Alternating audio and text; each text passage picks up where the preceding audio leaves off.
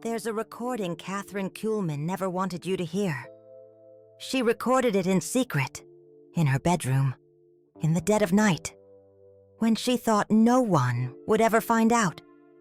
And if you're watching this now, it's because your family is going through the same hell hers went through. Recurring arguments, cutting silences, estranged relatives, children who won't speak to parents, siblings who've become enemies. I know how you feel. I know you've tried everything. Conversations that ended in shouting matches, attempts to bring everyone together that ended in disaster. Sleepless nights wondering where it all went wrong. Kathryn knew all this because she lived it all. But what she discovered that night changed not only her family, it changed the lives of thousands who applied exactly what you're about to discover today. First, I need to tell you who Kathryn was, because if you don't understand this, you won't understand why what she discovered is so powerful. Kathryn Kuhlman wasn't an ordinary person. She was one of the most spiritually powerful women of the 20th century. Crowds flocked to hear her. Miracles happened when she prayed. Instantaneous healings, transformations that defied medicine. But there was something she never talked about publicly. Something that tormented her, that made her cry alone in her room.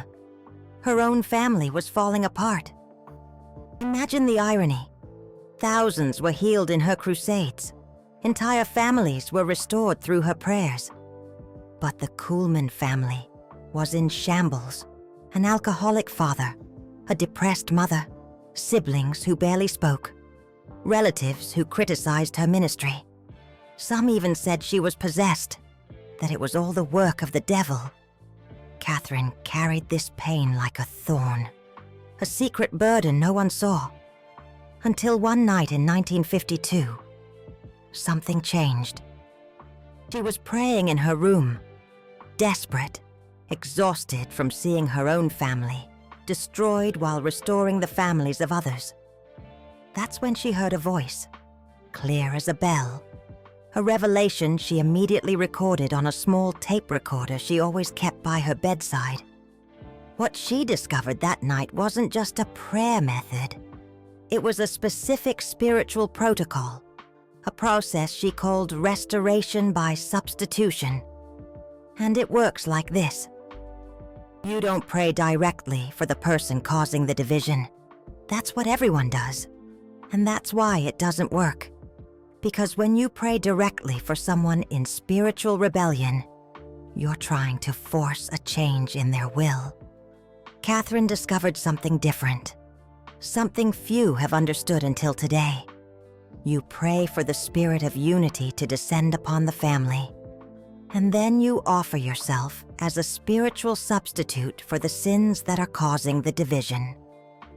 Wait, let me explain this better, because this will change everything for you. Every divided family has invisible spiritual roots, generational curses, patterns of behavior passed down through generations, pride, resentment, bitterness, selfishness. Things that seem normal, but are actually spiritual strongholds. The rebellious person can't break these strongholds alone, because they don't even know they exist. They think it's just a matter of personality, of differing opinions, of incompatibility. But you, with spiritual discernment, can see what they don't see. You can identify the roots, and you can offer to break them in their place. This isn't witchcraft. This is biblical principle.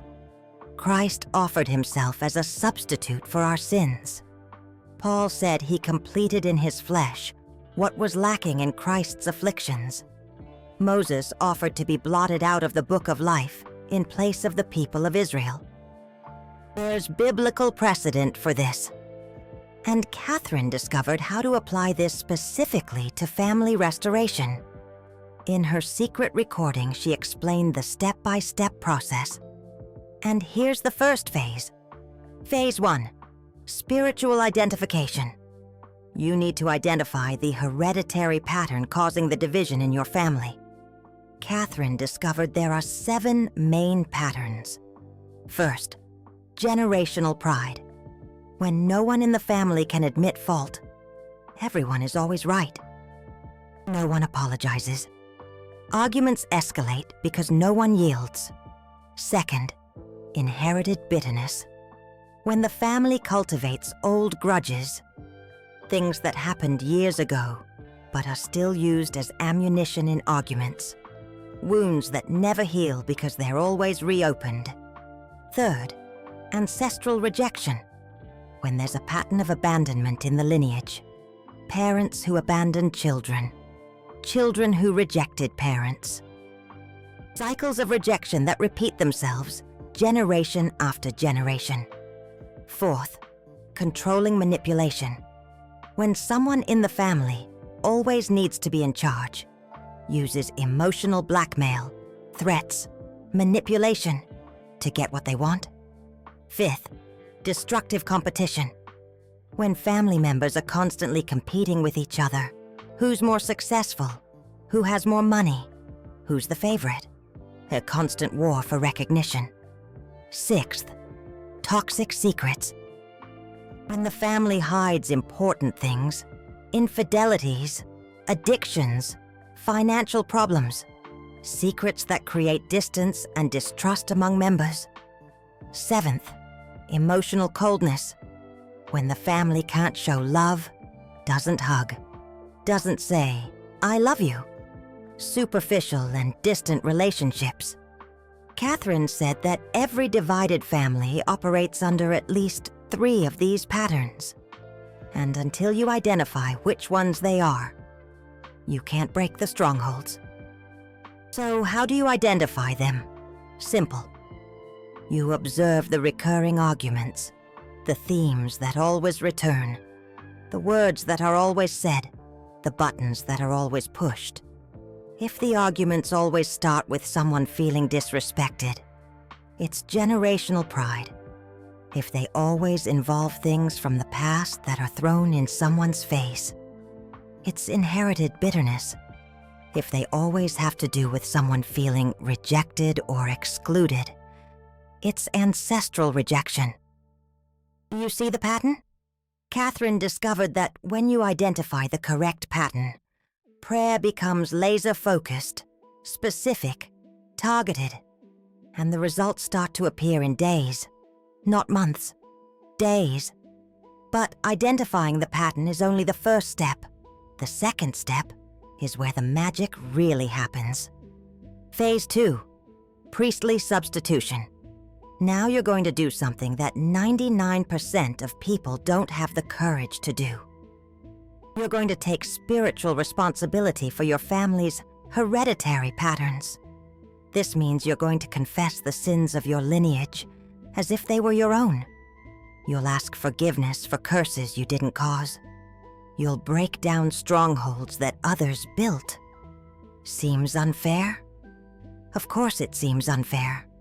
But it works. Because in the spiritual realm, someone needs to take responsibility. Someone needs to break the cycle. And if the people who caused the problem aren't going to do it, then someone who loves the family has to. Kathryn Kuhlman explained in the recording how to do this. And I'm going to teach you now. You'll find a private place. It could be your bedroom. It could be a quiet corner of the house where no one bothers you. The important thing is that it's a place where you can be alone with God. You're going to kneel. Yes, physically kneel. Because physical posture affects spiritual posture. When you kneel, you're declaring submission. You're assuming a position of humility before God. And then you'll begin the prayer of substitution. The prayer Kathryn whispered that night. The prayer that changed everything. Father, I acknowledge that there is pride in my lineage. Pride that prevents love from flowing. That prevents reconciliation. That keeps my family divided. I take responsibility for this pride. I confess it as if it were my own sin. I ask forgiveness for all the times members of my family acted with pride, for all the harsh words that were spoken, for all the opportunities to ask for forgiveness that were wasted. Father, I put myself in their place before you. I break the curse of pride over my family. I declare that from this day forward, humility will flow through my lineage. You'll do this for each pattern you've identified. If it's bitterness, you take responsibility for the bitterness. If it's rejection, you take responsibility for the rejection. It may seem strange at first. It may seem like you're taking the blame for things you didn't do. But remember what Jesus did. He took the blame for sins he didn't commit. And that broke the curse over all humanity. You're doing the same thing, only on a smaller scale, for your family. Kathryn Kuhlman said in the recording that when she did this for the first time, something shifted in the spiritual atmosphere around her family. It was as if invisible cords that had kept everyone bound had been cut. But there was still a third step, the step that seals the transformation. Phase 3, Prophetic Declaration. After you've broken the curses, you need to declare the blessings, because spiritual nature abhors a vacuum. If you only break strongholds without planting good seeds, the old strongholds can return. So you'll declare over each member of the family the opposite of the hereditary pattern that was operating. If it was pride, you'll declare humility. If it was bitterness, you'll declare forgiveness. If it was rejection, you'll declare acceptance. But it can't be a generic declaration. It has to be specific, with names, with situations. Father, I declare that John will develop a humble heart, that he will be able to ask forgiveness when he makes a mistake, that the pride that has always prevented him from drawing close to the family will be replaced by genuine humility. I declare that Mary will be freed from bitterness, that she will be able to forgive the wounds of the past, that her heart will be healed, and she will return to loving as before. I declare that Peter will feel accepted in the family, that the spirit of rejection that has always kept him away will be broken, that he will know that he is loved and valued. You'll do this for each person, for each situation, for each wound you know. And then comes the most important part, the part that Kathryn Kuhlman emphasized most strongly in the recording. You're going to declare a deadline to God. That's right. You're going to give God a deadline. It's not because you're bossing God around. It's because you're exercising specific faith. Faith that has a date.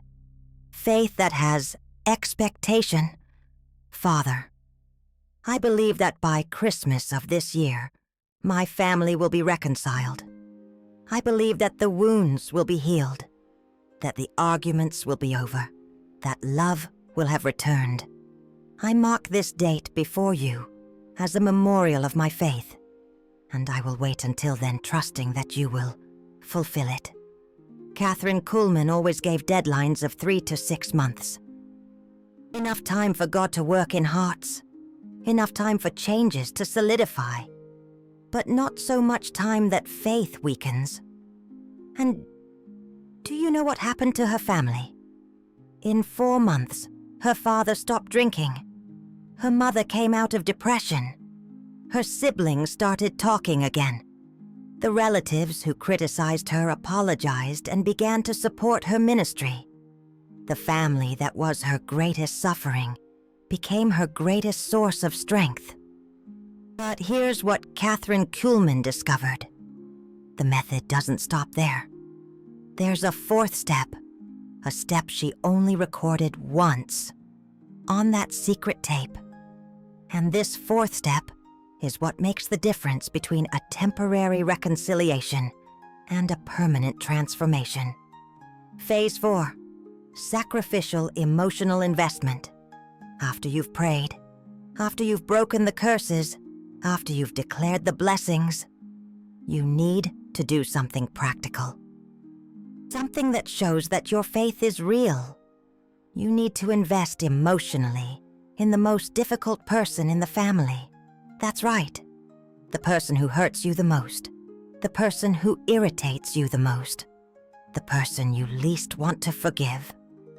Kathryn Kuhlman discovered that there's always one person in the family who is the epicenter of the division, the person who causes the most problems, who starts the most arguments, who hurts others the most. And usually, this is the person everyone wants to avoid, whom everyone criticizes, whom everyone has given up on. But Kathryn Kuhlman discovered something revolutionary. This person is not the problem. This person is the key to the solution. Because in the spiritual world, when you win the heart of the most difficult person, you break the main stronghold that keeps the entire family divided. It's like knocking down the main piece of a domino. All the others fall automatically. So, how do you invest emotionally in this person? First, you stop talking badly about them. Stop criticizing. Stop complaining. Stop joining with other family members to talk about how difficult they are. Second, you start looking for good qualities in them. Everyone has good qualities, even the most difficult people. You force your mind to look for these qualities. And when you find them, you praise them publicly. Third, you start investing time in them. All to see how they are. Send caring messages. Remember important dates. Show that you care. Seem impossible? I know it seems so, especially if this person has hurt you a lot. But remember that you're doing this as part of a spiritual strategy, not because they deserve it, because your family needs it. Kathryn Kuhlman said that when she started doing this with her most difficult sibling, the transformation was impressive. In 3 weeks, he was crying, asking forgiveness for years of hurt and resentment. But there's a secret within the secret. Something Kathryn whispered very softly on the recording. The investment can't be calculated. It can't be manipulative. It has to be genuine. And how do you become genuine with someone you can't stand?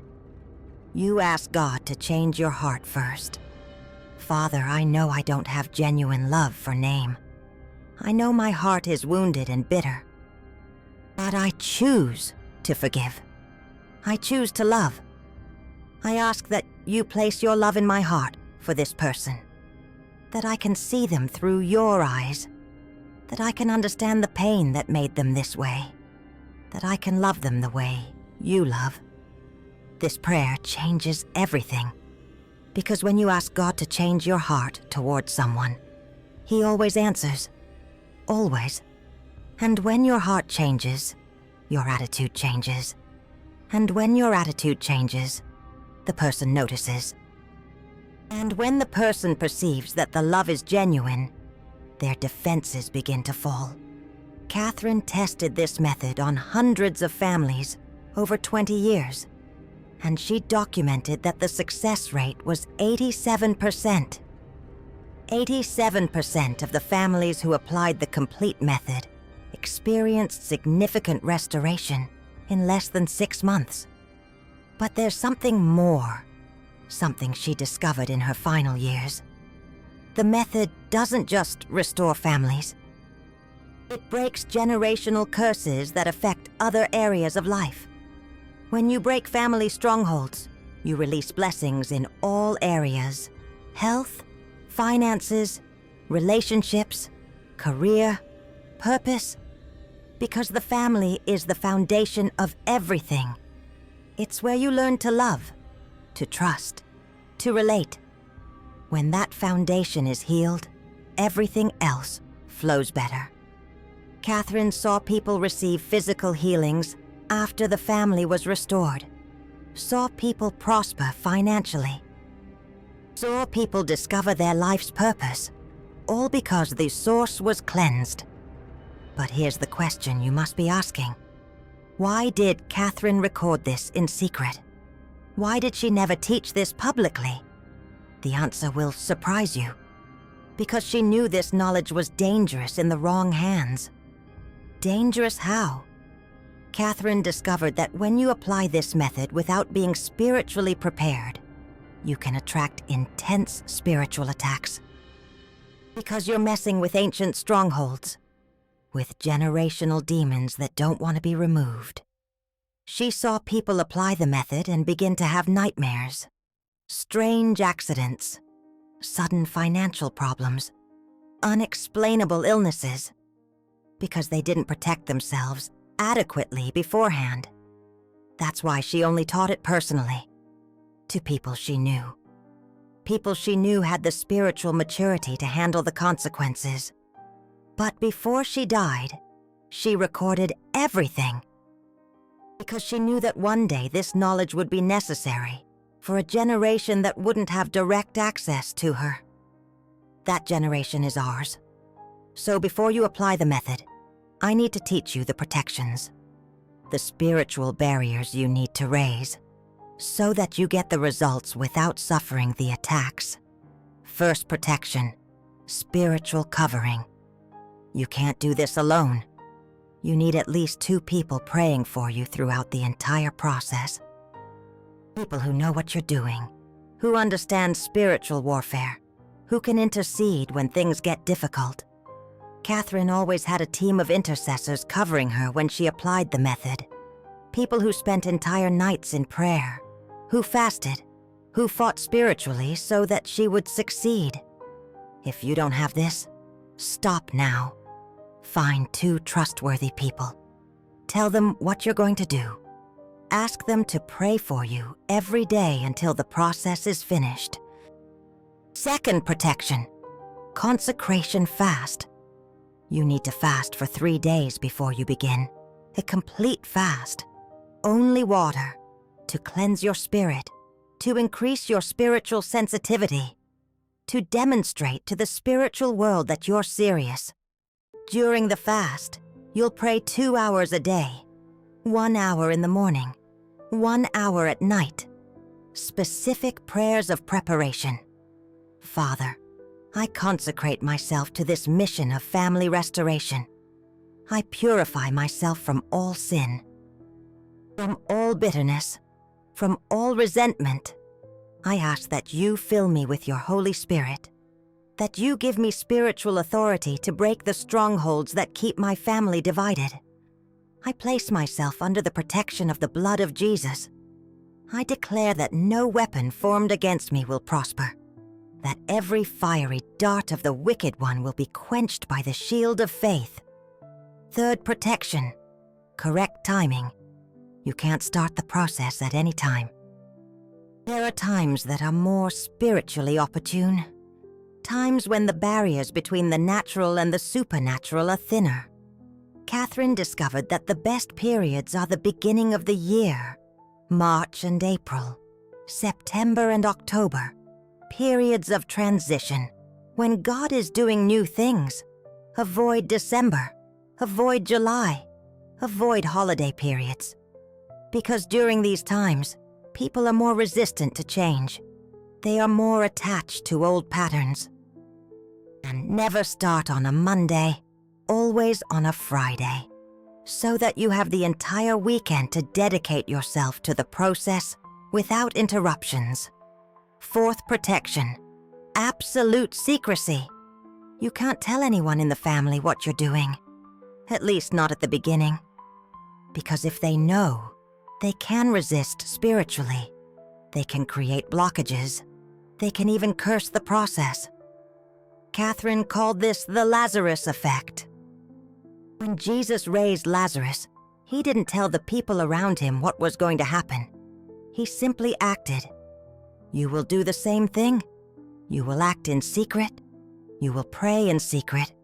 You will break the strongholds in secret. And you will only reveal what you have done after the results begin to appear. This protects the process and protects you. Now that you know the protections, let me tell you some real cases so you can see how the method works in practice. Case number 1, the Martinez family. Roberto Martinez contacted me in 2019. His family had been destroyed for 15 years. He didn't speak to his mother.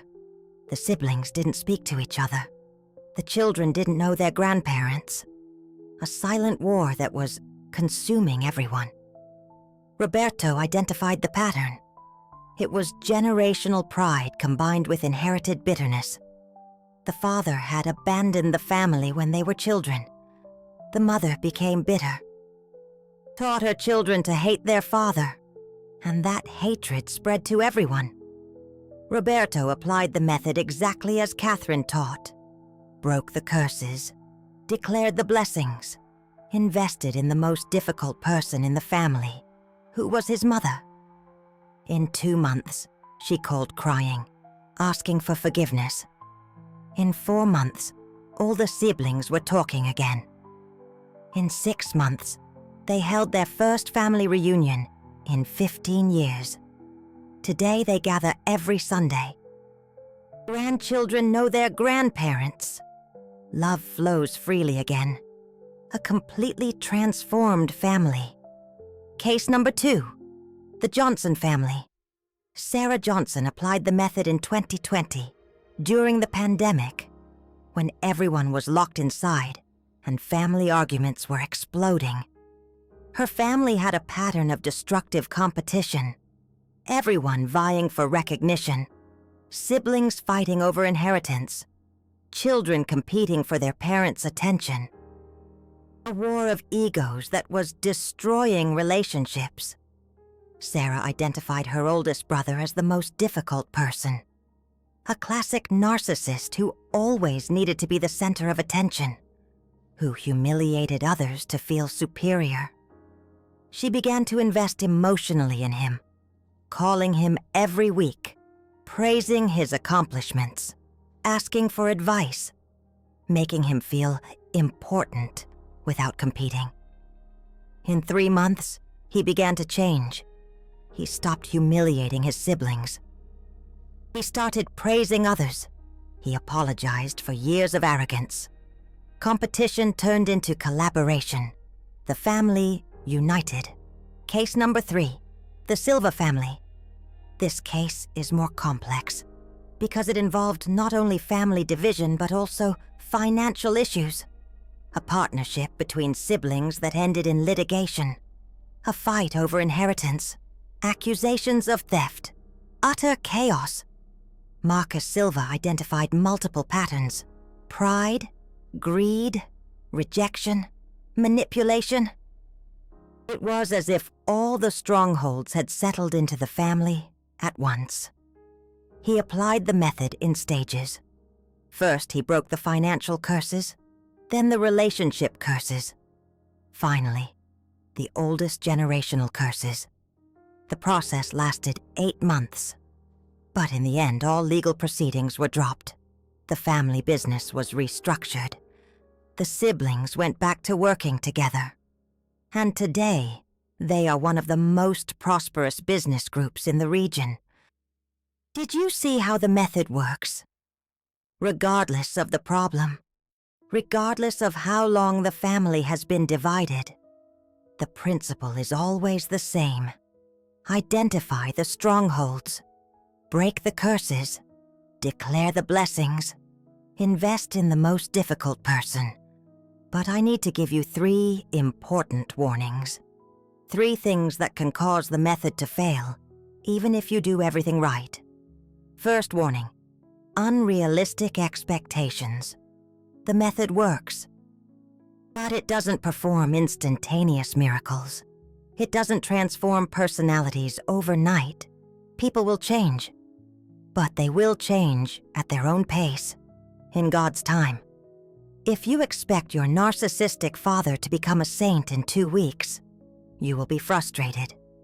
If you expect your manipulative mother to stop manipulating immediately, you will give up. Change is progressive, gradual, like a plant that grows. You plant the seed, water it every day, and wait for natural growth.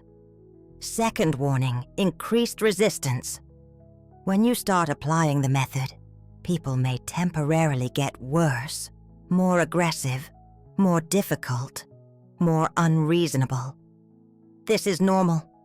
It's a sign that the spiritual strongholds are being bothered. They are fighting to stay, like demons that cause a person to convulse before leaving. Don't give up when this happens.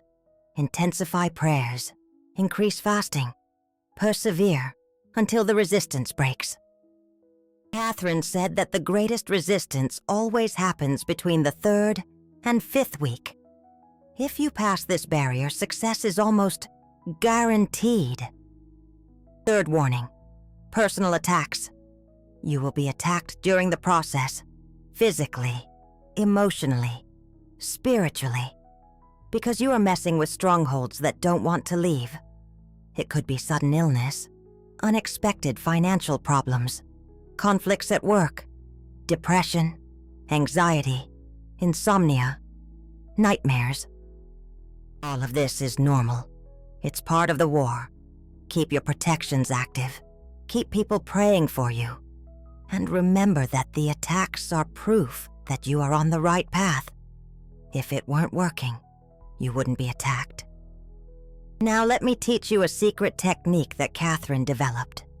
A technique she used when the process stalled, when nothing seemed to be working. She called it the total substitution ritual. It's a special prayer that you do only once.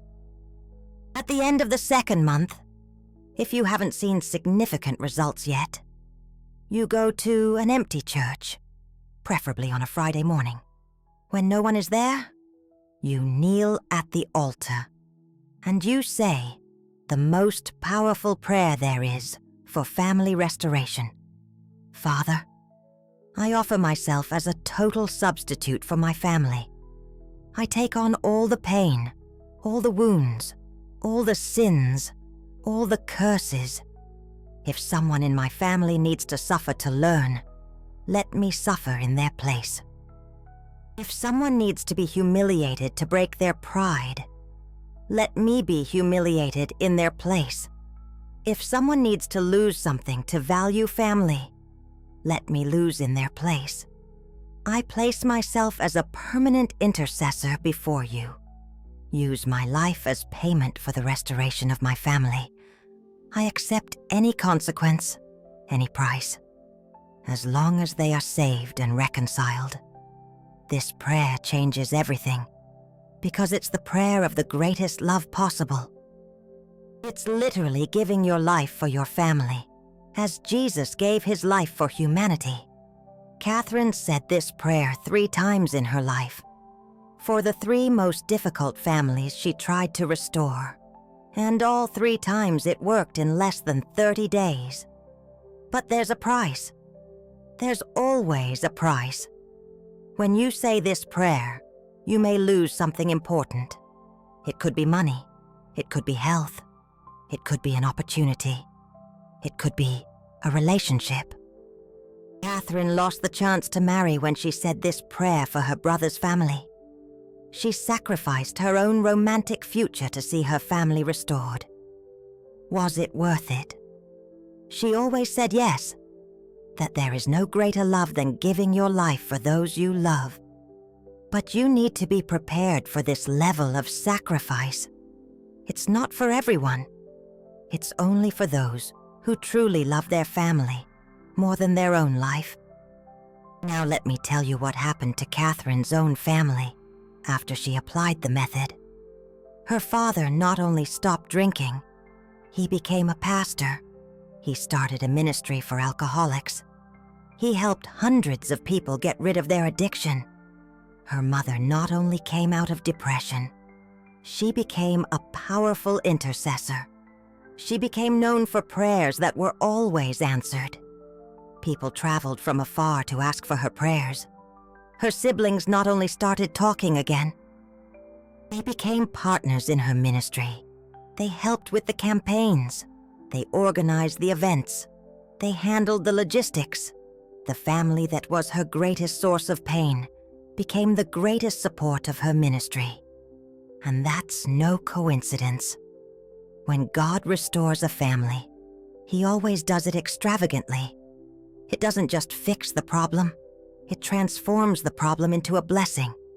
The area of greatest destruction becomes the area of greatest restoration. The weakest point becomes the strongest point.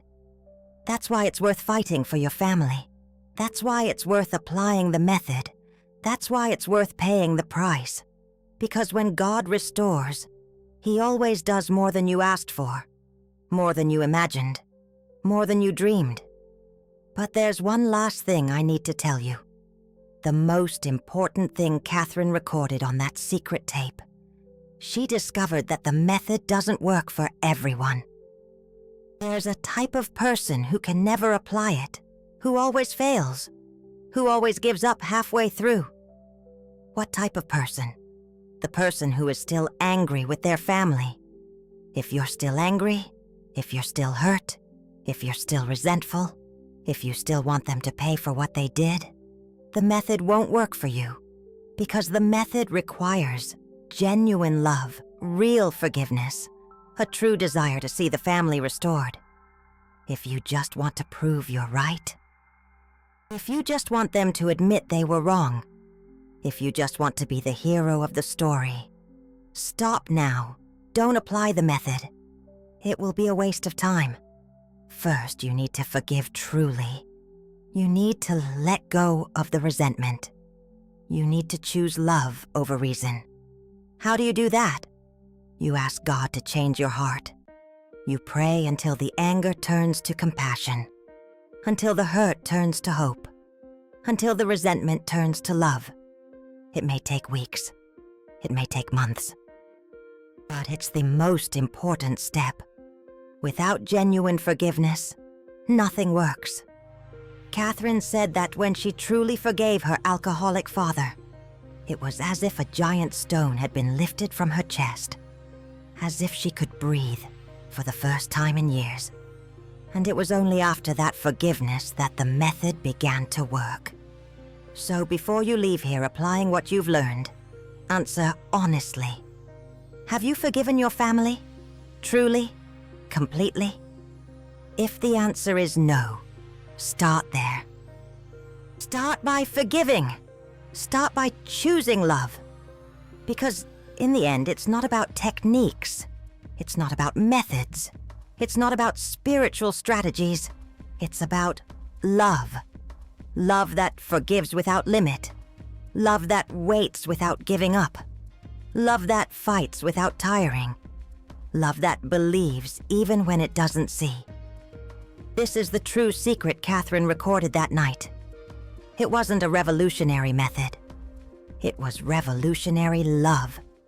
Love that changes everything. Love that restores everything. Love that heals everything. And if you can love your family in this way, if you can forgive in this way, if you can invest in this way, you don't even need the method. Love itself will do the work. Because in the end, every divided family is hungry for just one thing: true love, unconditional love, love that never gives up. And when you offer that love, when you demonstrate that love, when you live that love, people can't resist. The defenses fall, the hearts open. Restoration happens. Kathryn understood this in that night of 1952, when she stopped trying to change her family and began to truly love them. That's when everything changed. And that's when everything will change for you too. Her secret recording ends with a phrase that chills me every time I hear it. Love is the only force in the universe capable of transforming hate into forgiveness, division into unity, death into resurrection. Use that force, be that force, Live that force and prepare to see your family rise from the dead. Because that's exactly what's going to happen. Your family will resurrect. They will come back to life. They will return to love. And you will be the instrument God used to make this miracle happen. Kathryn knew that one day someone would need to hear this message. Someone would need to know this method. Someone would need this hope. That someone is you. Now you know what she knew. Now you have what she had. Now you can do what she did. Restore a family. Break generational curses. Plant seeds of love that will bear fruit for generations. The secret recording has served its purpose. The knowledge has been transferred. The method has been revealed. Now it's up to you. Use it wisely. Use it with love. Use it with faith. And may God bless your family with the same restoration that blessed her family. Amen.